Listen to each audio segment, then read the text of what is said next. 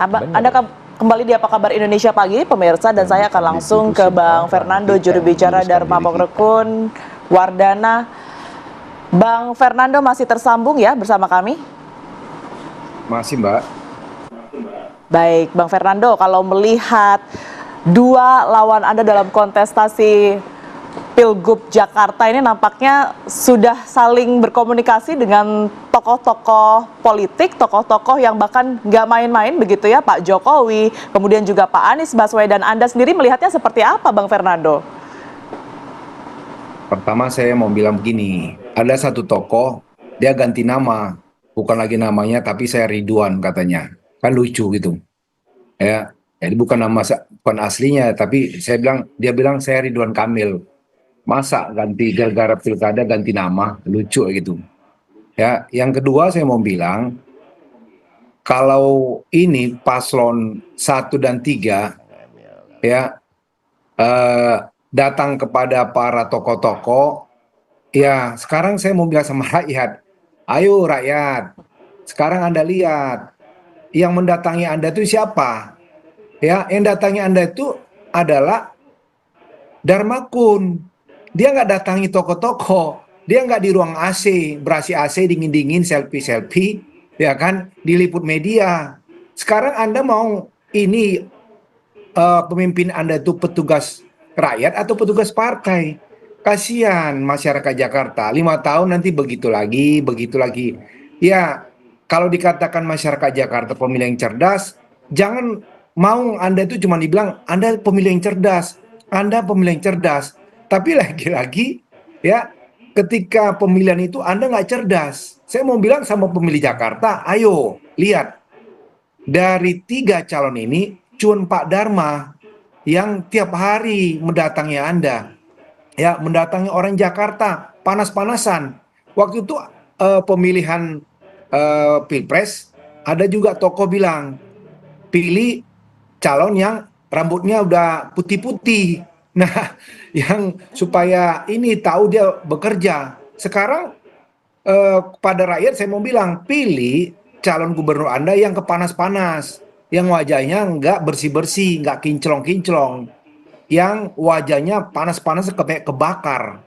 Harusnya kalau Anda mau merubah nasib, ya, yang sudah terus-terusan begitu, bayangkan dari istana itu 1 kilo tuh Jakarta Pusat, perumahan kumuh, kasihan. Kalau nggak salah itu selain dari kami Pak Dharma, itu dari pasangan 03, pasang Bang Ciko tuh datang juga ternyata ke daerah kumuh itu. Udah dilihat kok, kumuh loh. Dari istana 1 kilo, perumahan kumuh. Terus mau begini-begini terus, katanya Jakarta global.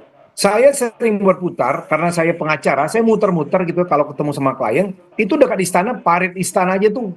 Luar biasa sekarang tuh, sampah. Ya, gimana kalau dibilang pemimpin Jakarta itu akan merubah Jakarta menjadi nanti Jakarta menjadi kota global, ya, seperti diharapkan itu. Kalau pemimpinnya hanya datang ke sana minta apa dukungan, bukan datang kepada rakyat, aduh, lagi-lagi kita sih hanya tersenyum, tersipu-sipu saja. Lihatlah Pak Dharma tuh, datang ke apa? Ke masyarakat langsung, mendatangi satu persatu, memeluk mereka. Nggak ada yang diliput media. Kasihan, mungkin itu dulu yang mau saya sampaikan. Terima kasih, Mbak Ya, Tiara. ya, Bang Fernando, kita lihat juga sebenarnya paslon-paslon lain juga ada juga agenda belusukannya nih ke rakyat, tapi mereka punya kekuatan lain dengan melakukan endorsement politik dengan tokoh-tokoh besar, tokoh-tokoh nasional. Apakah Pak Fernando ini paslon Anda masih percaya diri dengan strategi kampanye yang ada sekarang dengan mendatangi rakyat, belusukan seperti itu dan tidak perlu adanya endorsement dari tokoh-tokoh besar, Pak? Kita sih sudah mendatangi semua komunitas, ya. Yang terjadi sekarang saya majority. Kita sudah tanya, saya kemarin ketemu tanpa sengaja, ya, di pengadilan. Saya bertanya, Anda KTP mana? KTP Jakarta. Mohon maaf ya, kalau ternyata beda pilihan kita tetap bersatu. Anda mau milih siapa nih kalau Anda mau berubah? Saya jelaskan. Dia diam-diam, lalu dia bilang, Pak, saya pilih Pak Dharma, Pak. Loh, kok bisa? Kelihatan begitu, wajah Bapak bersih segala macam. Saya melihat dari yang tiga ini, cuma dia yang ke bawah katanya. Nah, ini silent majority, kita lihat nanti. Kita sudah membuat pertemuan dengan etnis Tionghoa, etnis Madura, ya, Betawi, Peci Merah, kaum orang-orang suku Batak dan lain sebagainya. Jadi cumannya mereka tuh nggak mau menunjukkan. Kita bukan nggak percaya diri. Ya, kalaupun dikatakan dua putaran, kita akan masuk putaran kedua. Kalau dibilang lembaga survei, ya coba lembaga survei buka dong datanya. Coba di Amerika kemarin, nggak ada begitu-begitu. Ya jadi kita sekali-sekali harus membuka kepada masyarakat, memberi pembelajaran kepada masyarakat. Jangan selalu kayak kemarin aja lembaga survei udah satu yang memenangkan 01, satu memenangkan 03, ya kan? Akhirnya persepsi mengeluarkan. Ya jadi maksudnya di sini kalau kita mau mendidik masyarakat, harusnya kita buka tuh data. Ya, kalau dikatakan kami cuman di angka 5,5 sampai 6%, yang mana 5,5-nya? Bagaimana cara mensurvei tersebut? Kalau itu di surveinya ternyata di kantongnya 01 atau 03, berarti udah hebat dong.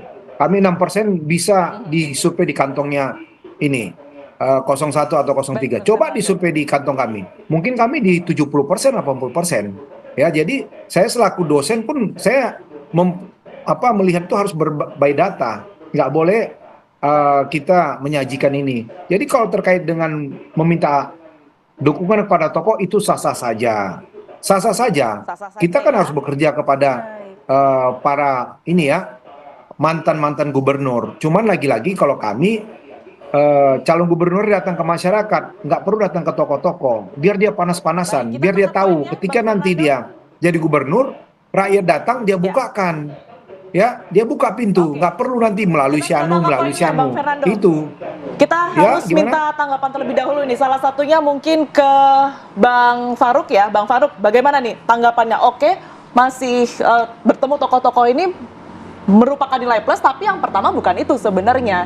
Kita harus turun ke jalan, mengetahui apa permasalahan masyarakat, belanja masalah gitu ya. Tanggapan Anda seperti apa? Ya, warga Jakarta itu ada 10 juta lebih. Nggak mungkin Pak Ridwan Kamil, Pak Susono nemuin semuanya satu-satu. Gimana caranya dengan jangka waktu 2 bulan itu bertemu satu-satu gitu kan? Itu nggak mungkin. Makanya ada pengumpulan massa di satu titik ditemuin dengan Pak Ridwan Kamil dengan Pak Susono, dan kemudian kan yang paling penting ini namanya tim sukses. Artinya bukan cuma Pak Ridwan Kamil dan Pak Susono yang bekerja, tapi ada tim gitu kan, ada partai-partai, ada relawan-relawan, ada komunitas-komunitas dan lain-lain yang itu setiap hari juga belusukan, tiap hari door to door, ke gang-gang, ke semua masyarakat itu kita temui semua satu-satu. Saya juga pernah turun misalkan ke salah satu daerah di Ciracas, ya kita salamin semua satu-satu. Tapi apakah paslon nggak ngelakuin itu?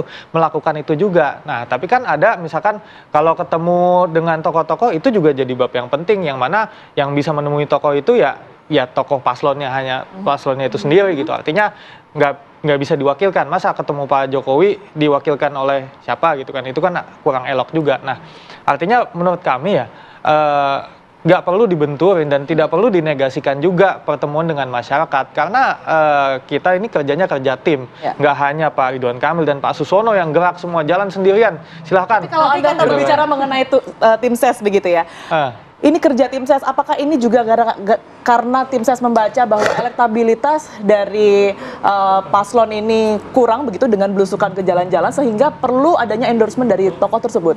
Ya, begini. Kan kita perlu melihat juga, ada satu orang itu dipercaya oleh banyak orang. Misalkan tokoh agama aja. Kita datang ke salah satu tokoh agama, beliau mengendorse, oke ini pilihan saya. Dan itu masyarakat ikut dengan pilihan tokohnya tersebut. Itu salah satu contoh. Artinya apa? Kita juga harus memahami bagaimana psikologis masyarakat. Dia akan memilih sebagaimana apa yang dipilih oleh orang yang dia percayai. Seperti itu. Misalkan paling gampang aja. Anak-anak Gen Z, milenial, mereka nggak ngerti politik, misalkan buat yang nggak ngerti ya, nggak memahami politik, tidak, ya bosen lah dengan politik, dia akan ikut apa yang ibunya suruh pilih. Itu misalkan salah satu contohnya. Artinya apa? Ya endorsement dari berbagai macam pihak itu penting, dan buat semua paslon perlu endorsement dari berbagai macam pihak. Karena apa? Karena kita butuh suara seluruh warga Jakarta, bukan cuman tokoh doang, bukan cuman masyarakat aja gitu ya, tapi semuanya ya kita butuhkan. Namanya mau menang pasti ingin mendapatkan suara sebesar-besarnya dengan cara yang baik ya tentu ya, bukan dengan cara black campaign, apalagi money politics dan lain-lain. Tapi yang paling penting adalah ya kita butuh suara warga Jakarta. Bagaimana cara mendapatkannya?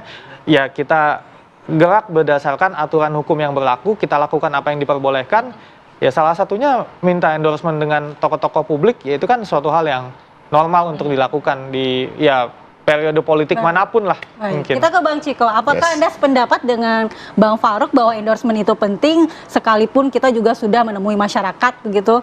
Semuanya apalagi penting, elektabilitasnya udah naik nih Bang Ciko nih. Semuanya penting, tapi kan itu tadi kita kalau bicara soal elektabilitas ya, jadi untuk bisa menyangkal apa yang disampaikan Nando tadi, artinya elektabilitas Mas Pram dan Bang Dul yang melejit, yang tren kenaikannya sangat konsisten, dibuktikan oleh hasil-hasil survei dari berbagai lembaga survei, itu kan karena turun ke masyarakat. Artinya apa? Menurut data Bawaslu sekalipun, memang pasangan calon Pramono Anung, Rano Karno, Sidul ini adalah pasangan calon yang paling intens, paling masif gerakannya di bawah, turun ke masyarakat. Mas Pram dan Bang Dul itu bisa sampai 10 dan 11 titik per masing-masing mereka, karena mereka berpisah dalam berkampanye supaya bisa menjangkau sebanyak daerah. Begitu juga timnya. Saya sendiri selain muncul di udara juga di darat gitu, sehari 3-4 gitu. Jadi artinya memang kita melakukan apa yang dibilang belanja masalah, bicara soal mensosialisasikan program dan bicara langsung dengan masyarakat. Tapi kan kemudian tadi disampaikan juga oleh Farouk, saya setuju